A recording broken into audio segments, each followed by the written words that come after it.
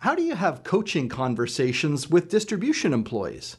I'm Greg Schinkel, President of Unique Training and Development and Frontline Leadership Systems, and today we need to look at this idea of coaching conversations with distribution employees.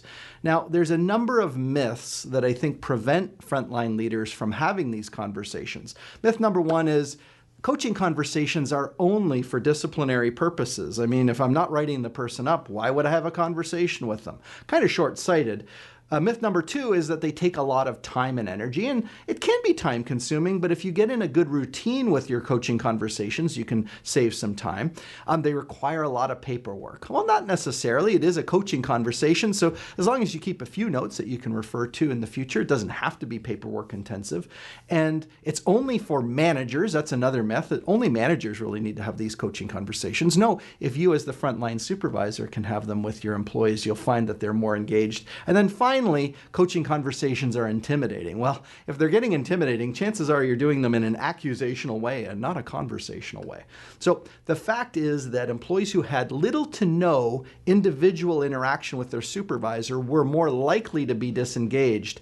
And those with twice the amount of time of one-on-one with their supervisor tended to be 67% less likely to be disengaged. So think about that those conversations can really increase your level of engagement. And what that does for you is it reduces turnover and increases retention, and then people are going to be looking on how they can grow their performance over time. So we had one young engineer. Now, we train lots of different people, production supervisors, but we also have engineers in our classes sometimes. And one young engineer shared with me that his frustration was that he really wanted some one-on-one time with his manager, the engineering manager, just to find out how he was doing on his assignments, what he could be doing to grow and develop and get even better over time. Unfortunately, when he went to his supervisor and said, "Hey, I'd really like some one-on-one time," his boss said, "Look, I'm really busy. Just assume that no news is good news and that you're doing fine, and if there's a problem, I'm going to come and talk to you." Well, that really disheartened the young engineer in the group because he said, "I really just want this touch base with my boss. It doesn't have to be very long. I just want to know, where do I stand? What could I do to become even better? And how do I grow in my career?" So I've got a few tips for you in terms of having these coaching conversations with distribution employees, quite frankly, with any employee in a production or operations environment. Tip number one is to schedule the time. You really will only have one-on-one time if you make it a priority in your calendar. And that means looking at your week and deciding how many of these short coaching conversations could I have on a given day, and what day of the week does it make sense, and what time of the day is it likely that I'm going to be able to free myself up for a 10 to 15 minute coaching conversation. And that's all it needs to be if you're doing them regularly enough, is just a short touch base with your employees one-on-one, gives them a chance to interact with you. Tip number two is to recap the achievements.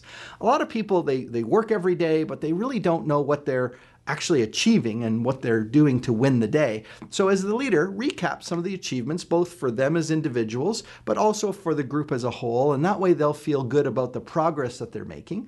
And then the third tip is to focus on strengthening rather than criticizing.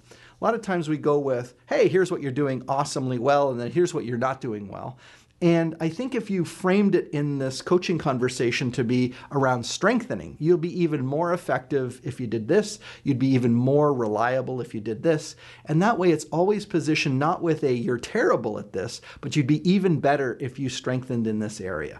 So if you do those things, you make time for them, you focus on recapping the achievements so it's a positive conversation, and you frame all of your things that you need them to improve in the way of strengthening to make them more acceptable, you're going to find that these coaching conversations with distribution employees go way smoother than you ever thought was possible. And once you start doing them, your team is going to want to keep doing them because it makes them feel good, and you're going to see the results in terms of your productivity and performance. Now, once you've done a good job of doing coaching conversations, you're going to need to focus on some of your other leadership skills, and that's where our Frontline Leadership Program comes in. Whether you have us come on site and have that delivered for a group at your company exclusively, or you take part in one of our public workshops, which are done in person or virtual, or you can have our training delivered in this highly engaging format through our virtual training studio.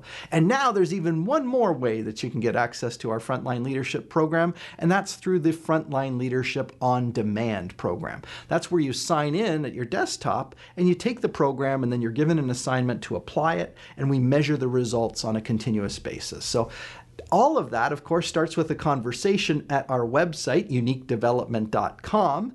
And when you're there, why not just click on book a meeting, and we'll have a conversation, discussion about how we can be of benefit to you and your organization. We really want to help you build leadership excellence so that you can achieve organizational excellence and best ever performance.